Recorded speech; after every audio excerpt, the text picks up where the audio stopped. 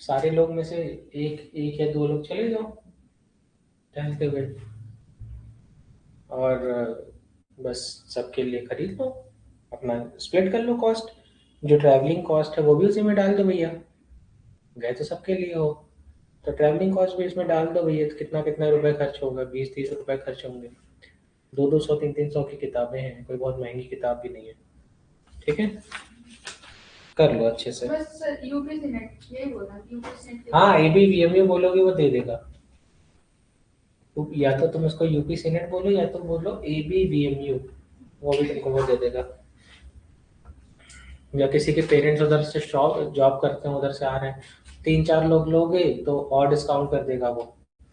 ठीक है, चलो आज हम लोग पढ़ने जा रहे हैं, बहुत ही आसान फैमिली है, दैट इज नाइट्रोजन फैमिली। अच्छा, आप लोगों ने एक चीज देखा होगा, अगर आपने इसको इसके क्वेश्चंस लगाए होंगे तो जितना मैंने पढ़ाया है उसके बाहर क्वेश्चन ही नहीं है, मैंने हर चीज पढ़ाई है।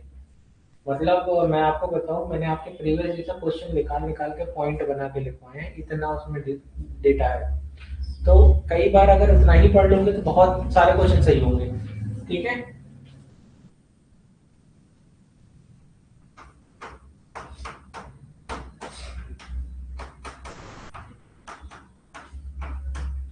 उनको हम पिनाकोजेंस भी कहते हैं। क्या कहते हैं? पिनाकोजेंस। ओके, चलो अब इसके बारे में जानते हैं, तो क्या लिखेंगे हम?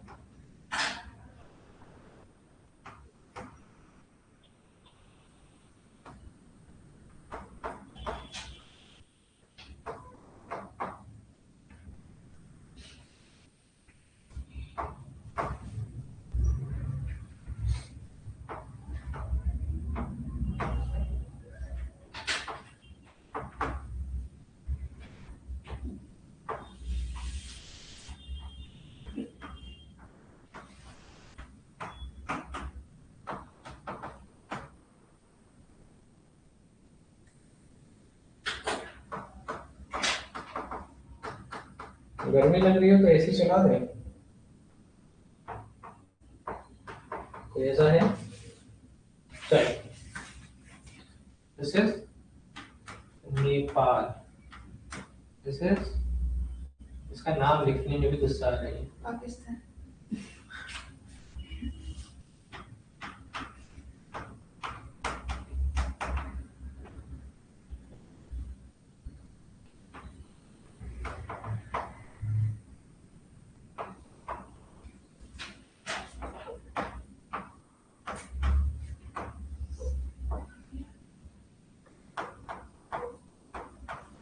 सब क्या है? भिखारी है। क्या है? भिखारी। नेपाल, पाकिस्तान, ऑस्ट्रेलिया, सब भिखारी। चलो अब हम बात करते हैं यहाँ पर इलेक्ट्रॉनिक कॉन्फ़िगरेशन। जो आपके जनरल इलेक्ट्रॉनिक कॉन्फ़िगरेशन है वो क्या है? Noble gas, NS2, NP3, like helium, 2s2, 2p3, argon, neon. Helium के बाद नियॉन आएगा ना, नियॉन के बाद आर्गन आएगा, हीलियम के बाद आएगा नियॉन, फिर आएगा आर्गन, फिर आएगा क्रिप्टॉन, और फिर आएगा तो 3s2, 3p3, 4s2, 4p3, 5s2, 6s2, 6p। तो ये आपकी इलेक्ट्रॉनिक कॉन्फ़िगरेशन हो गई। अब हम लोग बात करेंगे वैलेंसी और ऑक्सीडेशन स्टेट की, इसकी बात करेंगे। आगे बढ़ रहे हैं, हेडिंग डालेंगे, लिखेंगे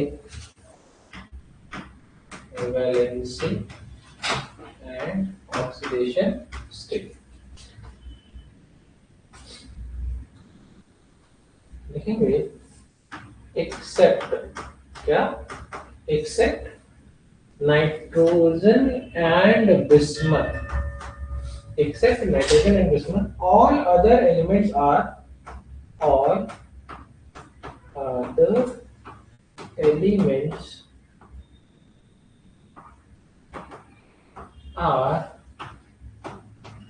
pentavalent. All other elements are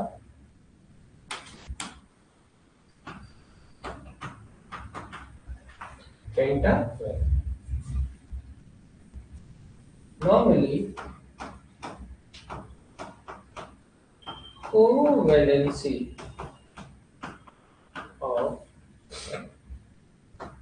nitrogen is 3, तो मैक्सिमम क्या होगी? 4.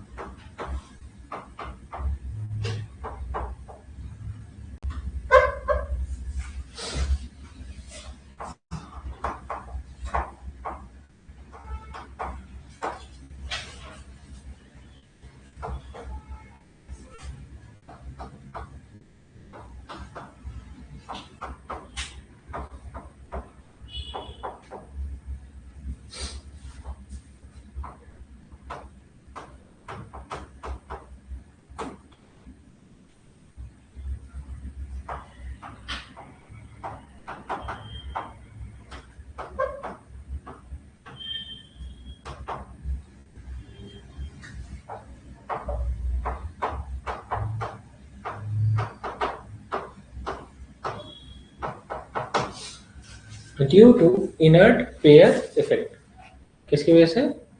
इनर्ट पेयर इफेक्ट की वजह से जब हम टॉप टू बॉटम जाते हैं तो +3 ऑक्सीडेशन स्टेट की स्टेबिलिटी बढ़ती है, ठीक है।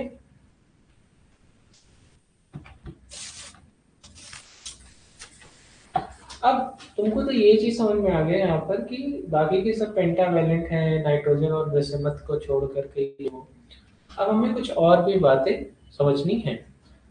डन हो गया। अब यू नो दैट फॉर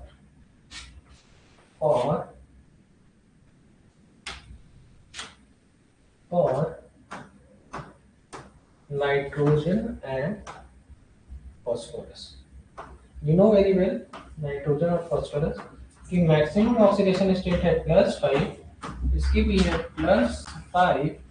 चलो फॉस्फोरस की मिनिमम ऑक्सीडेशन स्टेट क्या हो सकती है?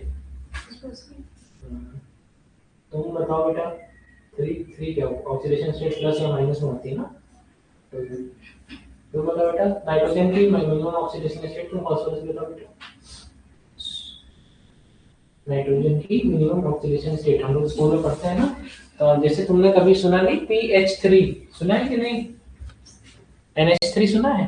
अमोनिया, अमोनिया में नाइट्रोजन की ऑक्सीडेशन स्टेट बताइए, -3 है ना। तो मिनिमम क्या हो सकती है? -3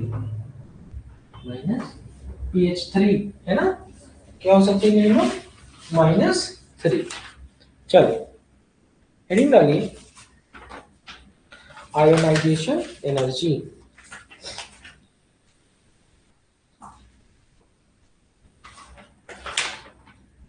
ठीक है, क्या हेडिंग डालेंगे? Ionisation energy.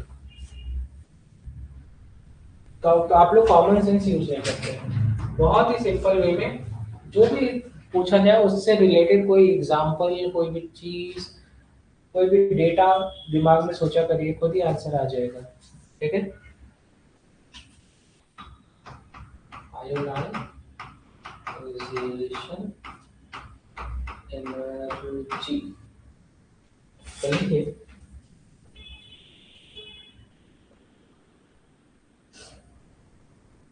अच्छा बेटा एक बात बताओ,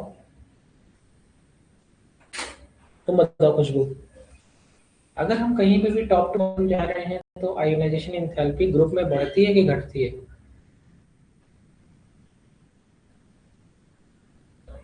बढ़ती है। तुम बताओ बेटा। हाँ आयोनाइजेशन एनर्जी। हाँ। इसी बात पे खुशबू तुम मुझे एक बात और बताओगी कि जब हम टॉप टू बॉटम जाते हैं किसी भी ग्रुप में तो एटम का साइज बढ़ता है कि घटता है? एटॉमिक साइज बढ़ता है कि घटता है?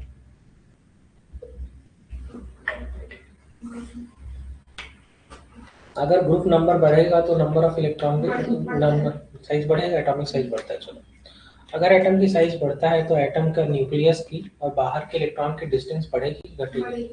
बढ़ेगी। डिस्टेंस अगर आप बढ़ेगी तो बाहर के इलेक्ट्रॉन को लूज कराना आसान है कि मुश्किल?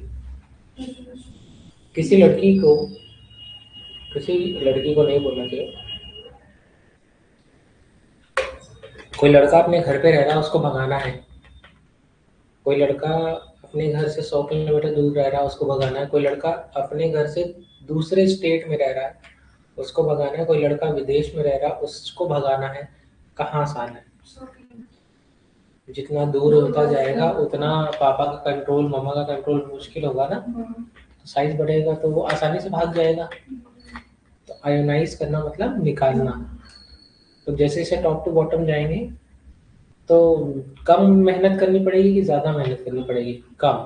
तो टॉप टू बॉटम जाएंगे तो आयोनाइजेशन इंथैल्पी घटेगी। क्या होगी? क्योंकि एटम का साइज बढ़ रहा है तो कम कम एनर्जी दे करके ही आप उसको निकाल सकते हैं। कोई इसको कंट्रोल करने वाला नहीं है। बात समझ में आ रही है? किसी भी चीज़ के पीछे का कॉन्सेप्ट समझो। खुशबू, क्वेश्चन लगाया करो।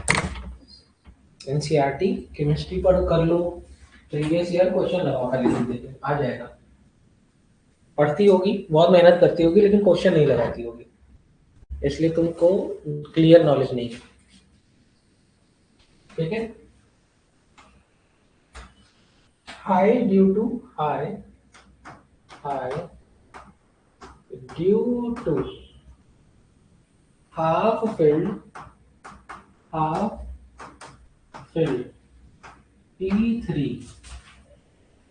ऑर्बिटल्स। ऑर्बिटल्स की जगह ऑप्शन लिखना चाहिए था, पर ठीक है।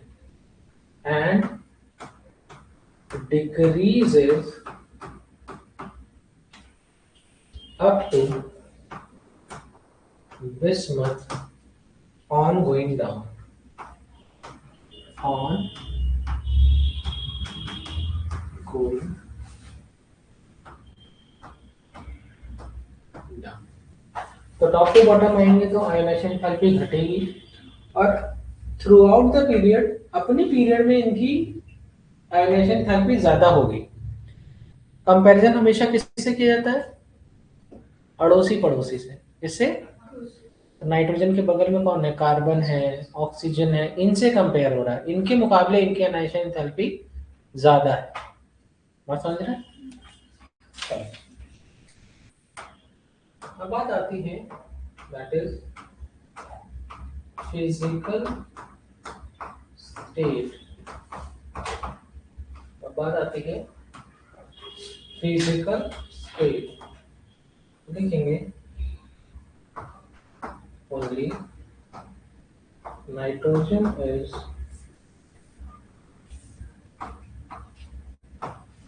diatomic gas. All other are tetraatomic solids.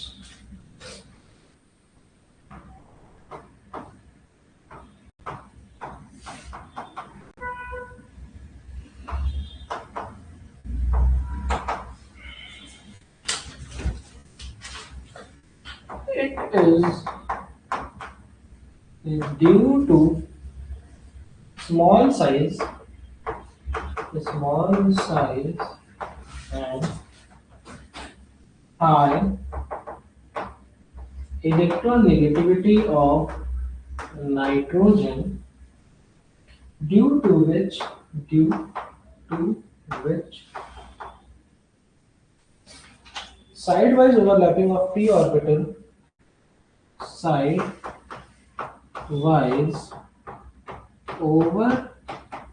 overlapping of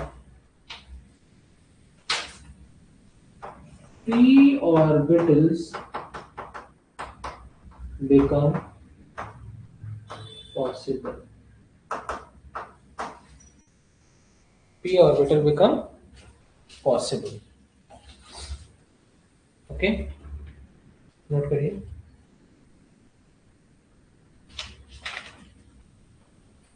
तो भैया नाइट्रोजन का साइज छोटा, जिसकी वजह से, और उसकी इलेक्ट्रोनेगेटिविटी बहुत ज्यादा, जिसकी वजह से वहां पर साइड वाइज ओवरलैपिंग हो रही है। तो क्या बनेगा, एन ट्रिपल बॉन्ड। मैं आगे बढ़ जाऊं,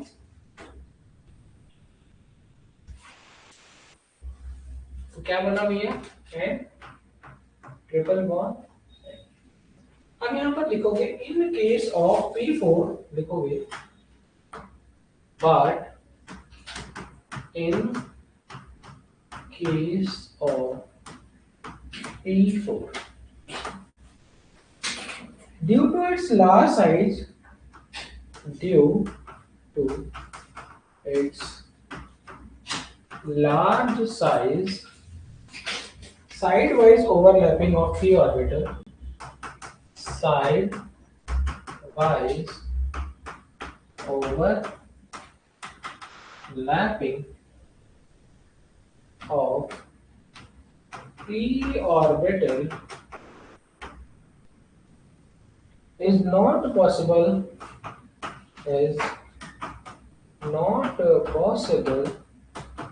so it never make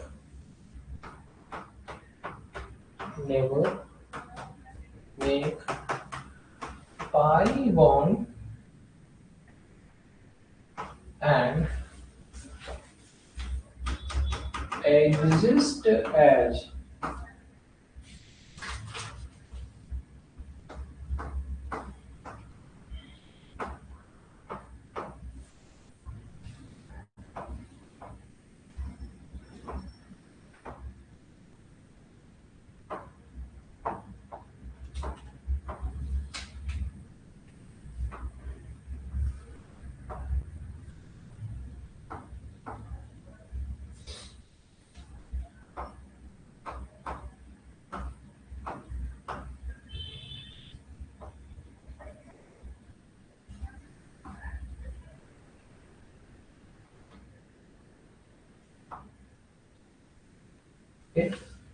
ना। तो इसको हम क्या कह सकते हैं, जैसे एक तीन से बॉन्ड बनाना ना, जैसे ट्राई साइक्लिक, क्या कह सकते हैं, ट्राई साइक्लिक। अब पता है एक बहुत ही नामी गिरामी, बहुत ही बड़ी सी कोचिंग आसपास खुली थी, खूब सारा पैसा उन्होंने लगा करके खोला था, श्री चैतन्य करके नाम आप लोगों ने, इन्फिनिटी नाम। आज मैं आ रहा था तो उनका इंस्टीट्यूट बंद हो गया। बड़ा देख के लगा कि बड़ा पैसा इन लोग का नुकसान हो गया बेचारों का। काफी काफी बड़ा बनाया था उन्होंने, लास्ट ईयर ही बनाया था उन्होंने।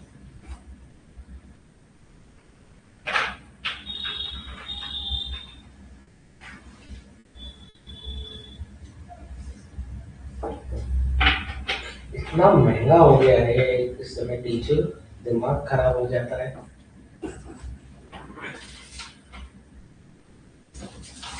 चलिए आगे बढ़ जाए।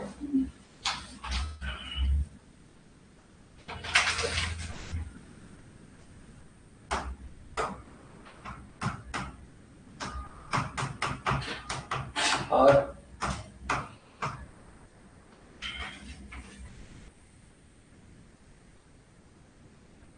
एलोट्रॉपी कौन कौन शो करता है, तो लिखेंगे except nitrogen and bismuth, shown by all other elements, shown by all other elements. अब हमारे काम का क्या है, that is allotrope of phosphorus. You know मेरी बहुत ही फेमस एलिमेंट है। तो फॉस्फोरस कितने तरीके का है, कौन कौन सा होता है, व्हाइट फॉस्फोरस, व्हाइट फॉस्फोरस, और दूसरा क्या होता है, रेड फॉस्फोरस, रेड फॉस्फोरस। तो व्हाइट फॉस्फोरस को कैसे डिनोट करते हैं, P4, और रेड फॉस्फोरस को कैसे डिनोट करते हैं, P4 की power n, in volts. You know, white phosphorus is most reactive, most, तो कोई भी चीज अगर बहुत ज्यादा रिएक्टिव है तो बहुत ही कम क्या होगी, स्टेबल, ठीक है, पॉइजनस। हम कहाँ यूज करते हैं बेटा इसका, रैट किल बनाने में। सॉफ्ट होता है, glow in dark, glow in dark, कहाँ और तुमको देखने को मिलता है, प्रशांत सर की घड़ी देखा है, कभी लाइट बंद हो जाती है उसमें घड़ी का डायल दिखता रहता है, तो किसका होता है, फॉस्फोरस होता है उसमें। तो कैसा होता है, ग्लो इन डार्क।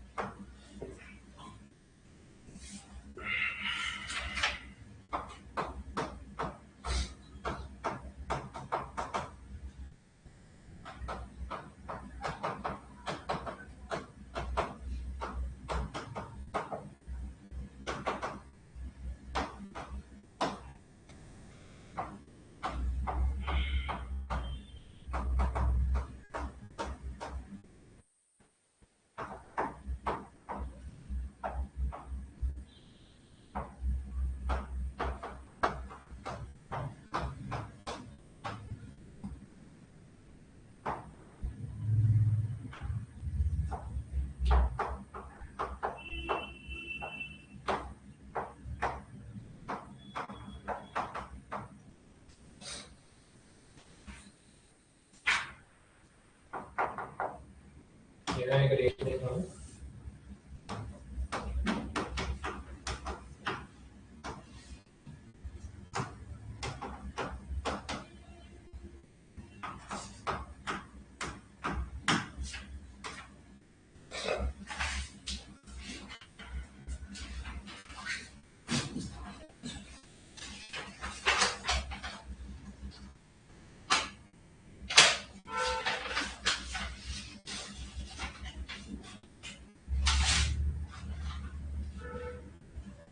डन,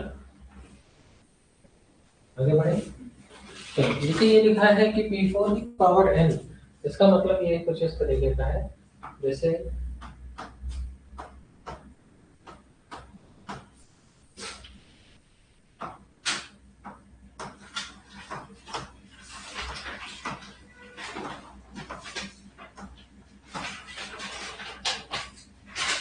तो इस तरीके से, दिस इज P4 की पावर n ना, और this is polymer of white phosphorus, this is polymer of white. Red phosphorus तो दिखा दिया ना, रेड फॉस्फोरस P4 था, एक दुनिया था तो P4 ऐसे करके चार लाइन ऐसे लाइन कर दिया, तो वो रेड फॉस्फोरस, ठीक है, सॉरी रेड फॉस्फोरस तुम ये कह रहे हो ना, हाँ दिस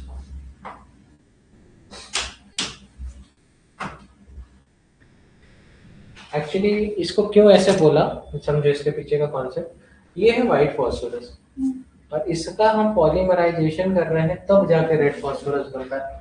तो वही मैं कह रहा था कि वो वही लिखा हुआ है, ये जो मैं बोल रहा था कि पॉलीमर ऑफ व्हाइट फॉस्फोरस का मतलब ये था, बन ये रेड फॉस्फोरस का है, but actually this is white phosphorus, ठीक है, नोट कर लो। चलो अब हेडिंग डालो ब्लैक फॉस्फोरस, क्या हेडिंग डालो, ब्लैक फॉस्फोरस। तो देखो मैं बोल रहा हूँ, thermodynamically most stable, thermodynamically dynamically most stable. बेटा बता देना टाइम जब तुम्हारा वो रथ तोड़ने का टाइम होगा तो।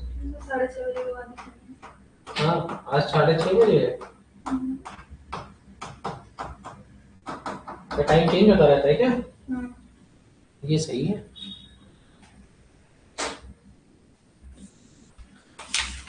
डिपेंड करता है कि चांद कब आ रहा है। हाँ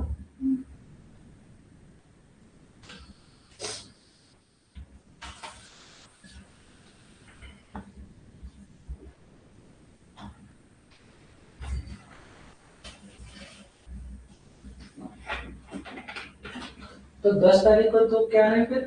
कुछ नहीं।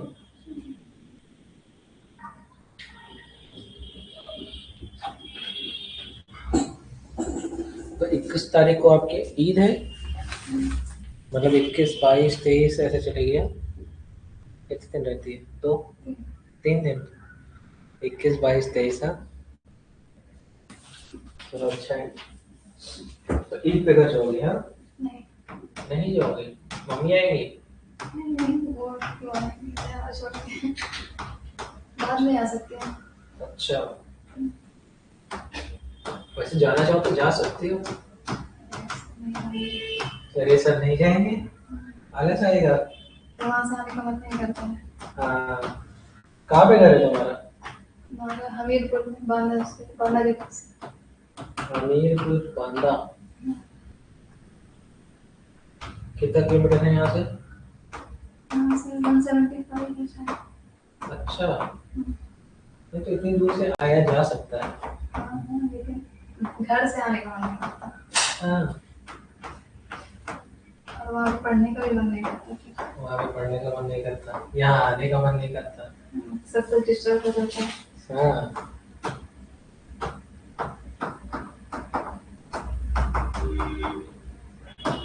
अगर तुमको लखनऊ का कॉलेज मिल गया तो तुम्हारा तो काम हो जाएगा। तो तुम सैटरडे को यहाँ से जाओगी घर, संडे घर रहोगी, और उसके बाद मंडे कॉलेज सुबह सुबह। वहाँ से ट्रेन भी बहुत सही है, 5 बजे से आती है, 9 बजे पहुँचाती थी। क्या बात है, कॉलेज का टाइम भी 9 बजे ही है। बस प्रॉब्लम ये है कि नहीं वो ट्रेन ठीक नहीं है, मैं बता रहा हूँ क्योंकि जो बायोमेट्रिक है वो डॉट 9 बजे ही करती है। बायोमेट्रिक का एक सीन होता है, वैसे तो हर क्लास की बायोमेट्रिक होती है, बट एक मॉर्निंग और इवनिंग की बायोमेट्रिक होती है, वो बहुत इम्पोर्टेंट है। तो तुम्हारी 5 बजे वाली ट्रेन तो काम नहीं करेगी। हाँ ये है कि 5 बजे तुम कार कार ले लेना, कार से आना जाना।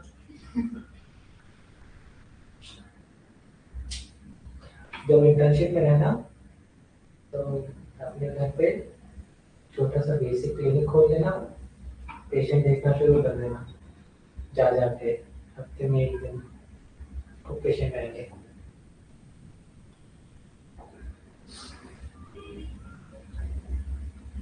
अभी तो आप लोगों के घर वालों को पता चल गया होगा जिनको कि भैया ये मेडिकल की तैयारी कर रहे हैं, नीट की तैयारी कर रहे हैं, वो लोग रिपोर्ट भेज देते होंगे, भैया जरा इसको पढ़ के बताओ, समझा के बताओ। जब आप फर्स्ट ईयर में जाओगे तभी से आपके पास रिपोर्ट आने लगेगी। चलो तब यहाँ पर बॉन्ड एंगल लिखना है। हाँ अमोनिया के कि कितना बॉन्ड एंगल होता है सबका लिखो। बॉन्ड एंगल लिखा ना है तो उसी के नीचे लिखना अमोनिया का कितना है, 160 डिग्री,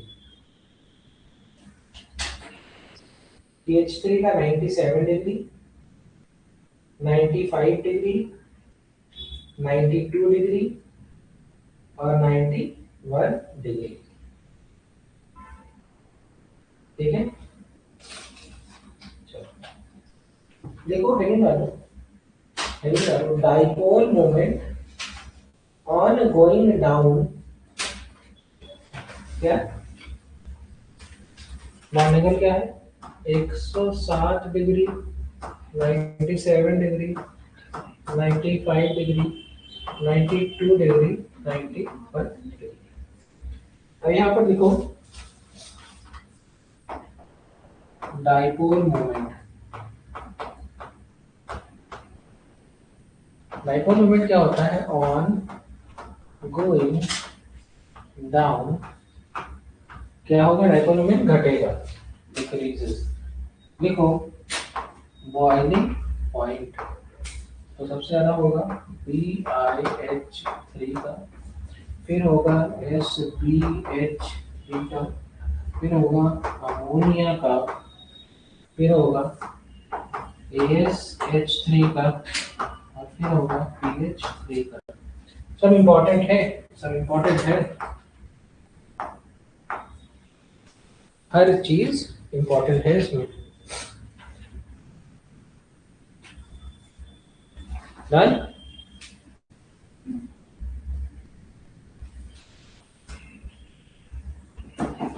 चलिए आगे बढ़ जाए। अब हम बात करने जा रहे हैं हैलाइड्स। अब आपको पता है MX3 टाइप होता है और MX5 टाइप का। This is try This is pentahalide. This is Lewis base. This is Lewis acid. अब यहाँ पर क्या क्या पॉसिबल है? NeAsSB.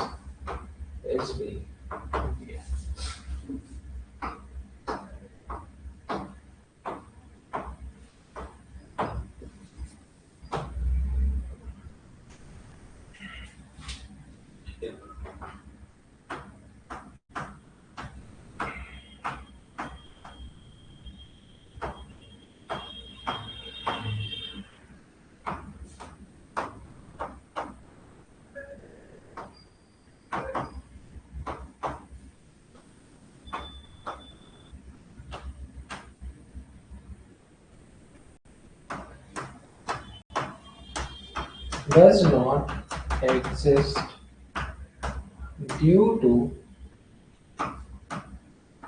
absence of d orbitals.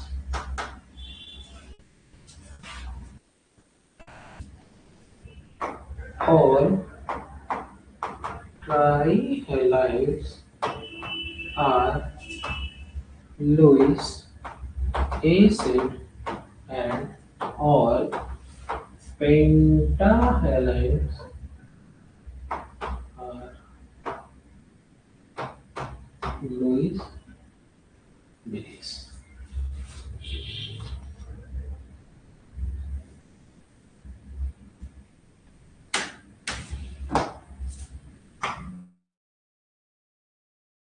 All trihalides are Lewis base and Lewis acid. उल्टा लिख दिया।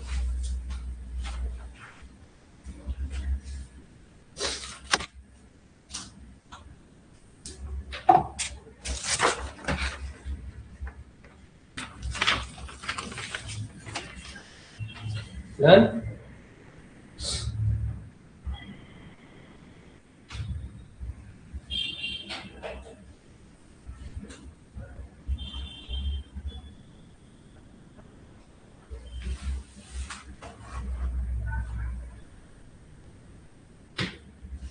हो गया? चलो PCl3 plus Cl minus का पूर्ति करा है PCl4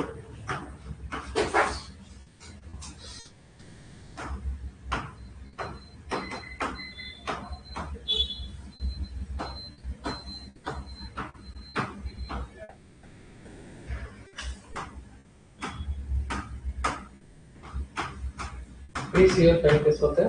सॉलिड होता है।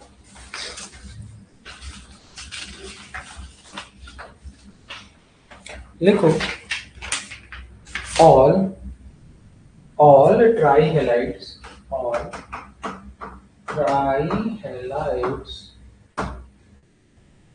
get hydrolyzed by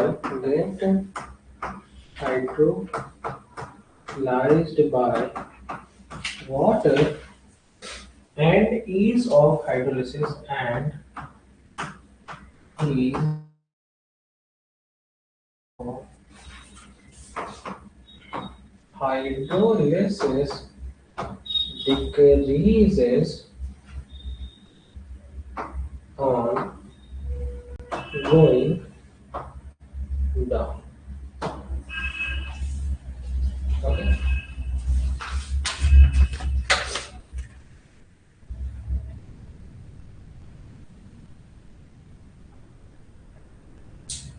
okay done.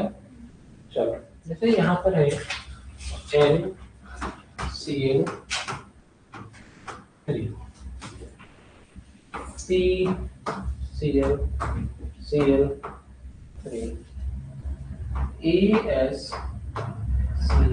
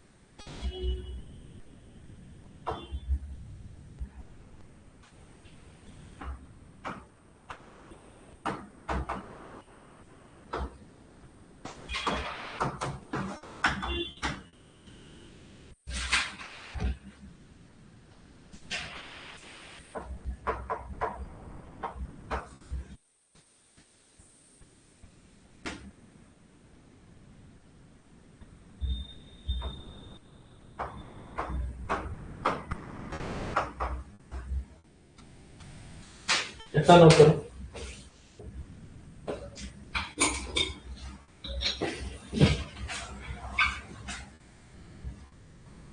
Note हो जाए बोलते हैं।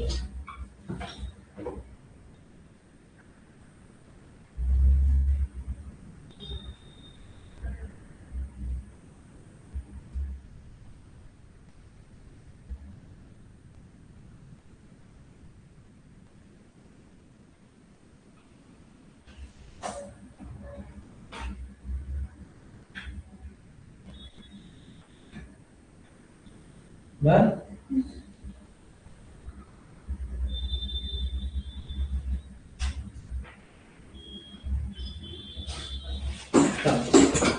अब हम लोग जैसे NPAS और अब हम बात करने जा रहे हैं SbCl3 और BiCl।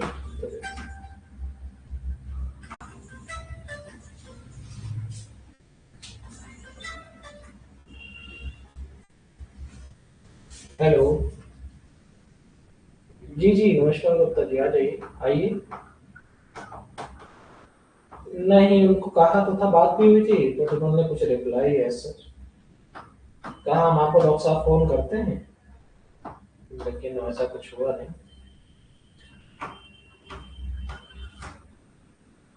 ठीक ठीक ठीक। आ रहे हैं क्या आप?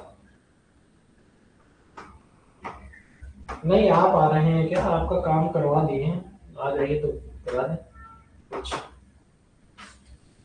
हाँ हाँ अभी मैं मिलूंगा।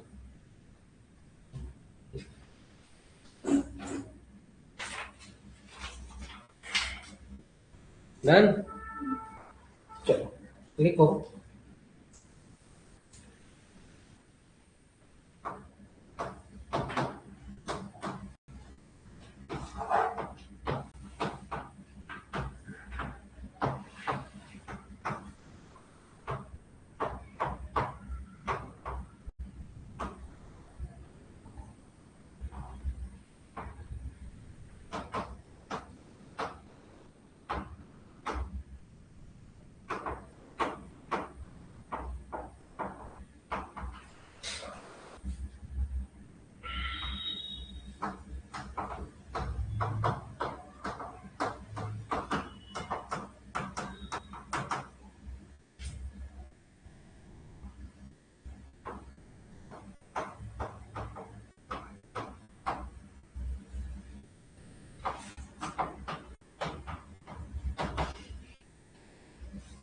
चलो नोट करो।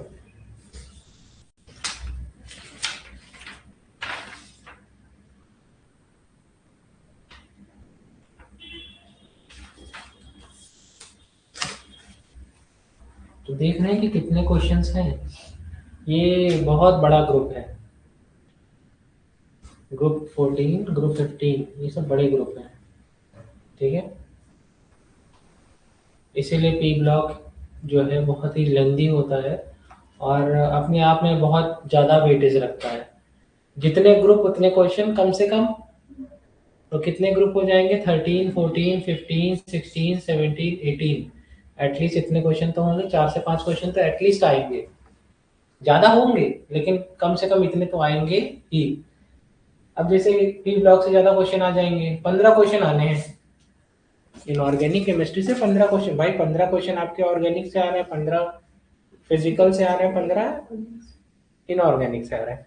अब 15 में कोई चैप्टर कौन कौन से हैं? कोऑर्डिनेशन है, डी एंड एफ है, रिडॉक्स है, केमिकल बॉन्डिंग है, पीरियोडिक टेबल है और पी ब्लॉक। तो खूब भर भर के क्वेश्चंस आएंगे। तो हमें क्या करना है? इसको बार बार बार बार देख देख के इसके क्वेश्चंस लगाने हैं। और इनऑर्गेनिक सिर्फ क्वेश्चन लगाने से आती है, ऑर्गेनिक सिर्फ क्वेश्चन लगाने से आती है। तो कहेंगे सर फिजिकल, फिजिकल भी क्वेश्चन लगाने से आती है। मतलब अब आपको इतना सिखाने के बाद आप ज़्यादा से ज़्यादा क्वेश्चन लगाइए, बहुत अच्छा रिजल्ट है। पता है आपको, आप जब आप देखोगे आपके 45 में से कम 37-38 क्वेश्चन ऐसे हैं जो आप देख करके सॉल्व कर लोगे। मतलब 45 में से 37-38 क्वेश्चन ऐसे हैं जो इस क्लास का एक एवरेज बच्चा सॉल्व कर लेगा। बस उसको नोट्स उसको कई बार पढ़ना है, कई बार क्वेश्चंस लगाने हैं, बस 37-38 क्वेश्चन में बोल रहा हूँ, आप एवरेज बच्चा लगा करके आराम से आएगा। बाकी के केवल 5 क्वेश्चन 4 क्वेश्चन जो एक्स्ट्रा है, मतलब 42 क्वेश्चन तक आपको कोई प्रॉब्लम नहीं होगी अगर आप मेहनती बच्चे हैं तो। 3 क्वेश्चन 4 क्वेश्चन तो वो बच्चा लगाएगा जो कई बार क्वेश्चन लगा चुका होगा, और कोई नया क्वेश्चन यहाँ सॉल्व नहीं कर पाओगे। जो क्वेश्चन यहाँ सॉल्व कर रहे हो ना, यही क्वेश्चन वहां सॉल्व कर पाओगे, नया क्वेश्चन नहीं सॉल्व कर पाओगे। तो याद रखना, जितना ज्यादा हो सके, कई बार कई बार कई बार, जितनी बार हो सके उतनी बार एनसीईआरटी की क्वेश्चन लगाइए, ढूंढ ढूंढ के क्वेश्चन लगाइए। अगर आपको लगता है कि सर क्वेश्चंस नहीं मिल रहे हैं मुझे बुक पे, आप आइए बैठिए, मैं आपको दिखाऊंगा कहाँ कहाँ क्वेश्चंस है। बेटा ये देख लो, ये देख लो, ये देख लो, एग्जाम्पल लगा डालिए, प्रीवियस ईयर लगा डालिए, मॉड्यूल लगा डालिए, बस और नोट्स को तैयार करिए। इससे ज्यादा कुछ नहीं करना है, और इससे कम करोगे तो हमेशा डाउट में रहोगे। इतनी चीज, 4 से 5 चीज, कम से कम 5, 7, 8, 9, 10 बार, जितनी बार आप कर पाओ, ठीक है। देख देख के क्वेश्चन लगाओ, देख देख के क्वेश्चन करो, खुद ही एग्जाम में तुम खुश रहोगे। और अगर ये नहीं करोगे ना, तो एग्जाम देने के पहले तक तुम डरोगे, भगवान से मनाओ कि पेपर लेट हो जाए, पेपर आउट हो जाए, कुछ हो जाए, पेपर टल जाए, तो ऐसा होगा। और अगर कई बार करोगे, इतना सही है। मैं आपको बताऊँ, यहाँ का एटमॉस्फेयर आपके लिए काफी अच्छा है, बहुत ही अच्छा एटमॉस्फेयर है। अगर कोई बच्चा शांति से यहाँ बैठ कर पढ़ना चाहता है तो कोई प्रॉब्लम नहीं है। अगर आप अपने घर पे भी इस तरीके से पढ़ रहे हैं, बस बहुत लोगों से बात करने की जरूरत नहीं है।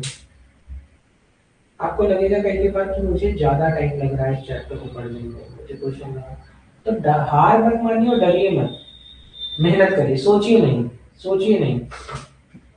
कम किताबें अपनी टेबल पे रखिए, कम किताबें टेबल पे रखिए, उसको खत्म करिए, साइड में रखिए, दूसरा उठाइए, उसको खत्म करिए, फिर रख दीजिए। टेबल पे अगर 10 किताबें रखोगे कभी नहीं पढ़ोगे, डरते रहोगे।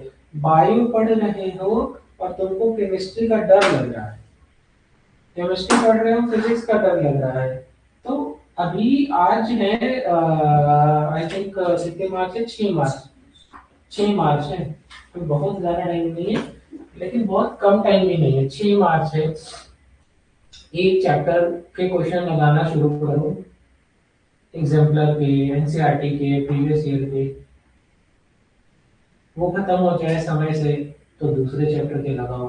अच्छा अच्छा खाना खाओ, टेबल चेयर पे बैठो और सिर्फ पढ़ो। ये टेम्परेचर इतना अच्छा है इस टाइम का कि ना बहुत ठंड है ना बहुत गर्मी है, आप इतना सब टेबल चेयर पे बैठ के पढ़ सकते हैं। समझ रहे हैं? क्लासेस में, क्लासेस के आसपास आपका दिमाग थोड़ा सा घर से निकले, वहाँ के एटमोसफियर से चेंज हो गया, यहाँ का एटमोसफियर आ गए, फिर यहाँ से वहाँ गए, नाश्ता किया, बैठ गए, अभी क्या है, बैठे हैं नोट्स रीड कर रहे हैं, तो धीरे धीरे लाइनें पढ़ रहे हैं, दिमाग को बहुत मेहनत नहीं कराई है, लेकिन एक आदत बनाई है कि बैठे हैं तो नोट्स कंप्लीट होगी तभी करोगे। जिसकी कंप्लीट ही नहीं होगी वो नोट्स कहाँ से पढ़ेगा? उसको तो मोबाइल में वीडियो मिलना चाहिए फिर। जिसका नोट्स कंप्लीट होगा वो नोट्स को खुद करेगा, हाईलाइटर लेके बैठेगा, ये करेगा। स्लो भी पढ़ो तो ज्यादा लंबे समय तक, ड्यूरेशन इज वेरी इंपॉर्टेंट। क्यों टॉपर, क्यों बाकी के बच्चे 12 12 14 14 16 16 घंटे क्यों पढ़ रहे हैं? तो ऐसा नहीं कि बैठ कर दिमाग पे, वो नॉर्मल बैठे हैं तब भी कुछ ना कुछ कर रहे हैं। कमरे से मत निकलिए, फोन को साइड में रख दीजिए, थोड़ी दूर रख दीजिए, ठीक है, पढ़ लेंगे। हमें ये करना है कि हमारे एग्जाम तक जाने से पहले 70% पेपर मुझे पता होना चाहिए। कैसे बताया? 25 का लगा लो, फिर 24 का लगाओ, फिर 23 का लगाओ, फिर 22 का, 20 का, 21 का, 20 का। इतने में तुमको पता चल जाएगा कि पेपर का पैटर्न क्या है, क्यों ये एक ही तरीके के क्वेश्चन बार बार पूछ रहे हैं। ये 5 साल लगा लो, बाकी के धीरे से फिर टाइम मिला फिर लगा लेना अगले 5 साल, इससे ज़्यादा लगाने की जरूरत नहीं है। ऐसे ही पढ़ा जाता है, बस पढ़ते रहो, सोचो नहीं अभी। क्या कहते हैं, कर्म करो फल की चिंता मत करो।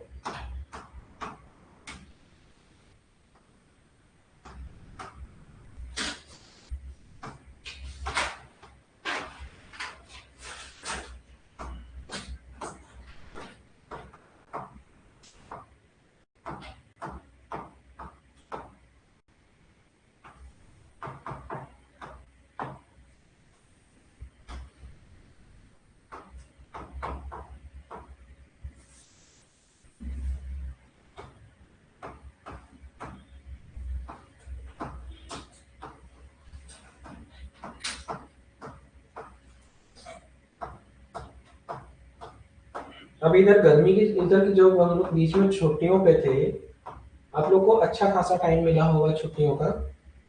तो आपकी पढ़ाई में कैसा, उसमें क्या देखने को मिला, क्या आपने एक्सपीरियंस किया? सच सच बताइएगा, आप लोग पढ़े कि बिल्कुल नहीं पढ़े? सच बताइएगा। आपने पढ़ाई की, आप बाकी के बच्चों सच बताइएगा, क्योंकि मैं आपको कुछ बताना चाहूंगा। तुम बताओ बेटा खुशबू। नोट्स तैयार किया था। और तुमने बेटा क्या क्या पढ़ा आप लोगों ने? चलो अच्छा, मैं कुछ 2 से 3 सवाल करूंगा, बस उसका जवाब देना। जैसे अभी जैसे नॉर्मली आप लोग सुबह उठ के पढ़ते होंगे, या कुछ तो ऐसा ड्यूरेशन होगा कि रात में पढ़ते होंगे, कुछ दिन में पढ़ते होंगे। लेकिन जब भी आपके यहाँ पर, जिस दिन से यहाँ से ये हुआ कि आज से 2 3 दिन तक कोचिंग नहीं जाना है, तो आपका उठने का ड्यूरेशन चेंज हो गया, रैंडम हो गया, कि वही था? और पढ़ने का जो तरीका, पैटर्न? जैसे कोचिंग आना था तो यहाँ आना नहीं होता तो मतलब पढ़ते ही रहते थे, खाना खाने के लिए उठते थे, थोड़ा सा टहलने के लिए, बस फिर ठीक है। आप लोगों का चेंज हो गया था, बहुत ज्यादा डिस्ट्रैक्शन ऐड हो गई थी यहाँ। तो इसमें रीजन क्या है कि एक चीज जानो कि जब तक आप कोचिंग आ रहे हो, जिन डेज तक आप आ रहे हो, उन डेज तक तो आप हिसाब से पढ़ोगे, एटलीस्ट पढ़ोगे। आप तो रोज आओगे, रोज कंपटीशन दिखेगा, रोज आपको दिखेगा। जिस दिन से आप घर में बैठोगे ना, मैं बता रहा हूँ, सिर्फ सिर्फ डगमगाओगे, इधर से उधर, अपने आप को सिर्फ डिस्ट्रैक्ट करोगे कि यार अभी पढ़ लूंगा, 3 घंटे 2 घंटे सो लेता हूँ फिर पढ़ लूंगा, फिर ये कर लेता हूँ फिर पढ़ लूंगा, और वो पूरा दिन खाली चला जाएगा, है ना? जब तक आप यहाँ पे आओगे ना, तो आपको एटलीस्ट मार्केट में या दुनिया में एक आपको दिखेगा कि हाँ यहाँ पे ये कंपटीशन है, दिख रहा है कंपटीशन। बच्चे अब एकदम एग्जाम में आ रहे हैं धीरे धीरे। अब जब आप छिप के बैठना शुरू करोगे, देखो जो बच्चे यहाँ से ग्रहण हो रहे हैं, मोस्ट ऑफ देम घर पे नहीं पढ़ाई कर रहे हैं, उनका कोई पैटर्न ही नहीं है, उनको पता है कि बिजनेस के अलावा में कहीं जाना ही नहीं है, तो करेंगे जब मन करेगा, करेंगे जब मन करेगा नहीं करेंगे। ये गलतियां होती हैं, यहीं से आप और पीछे जाते हैं। क्या सीखा हमने कि जब हम टॉप टू बॉटम जाएंगे तो एसिडिक स्ट्रेंथ आपकी घटेगी। ठीक है, चलो ठीक है, आप लोग जाओ, अभी तुम्हारा बेटा ब्रश का टाइम भी हो गया। ठीक है, इसके आगे हम लोग कंटिन्यू करेंगे, ठीक टॉपिक है, आराम से हो जाएगा। चलिए नेक्स्ट क्लास में मिलते हैं, थैंक यू।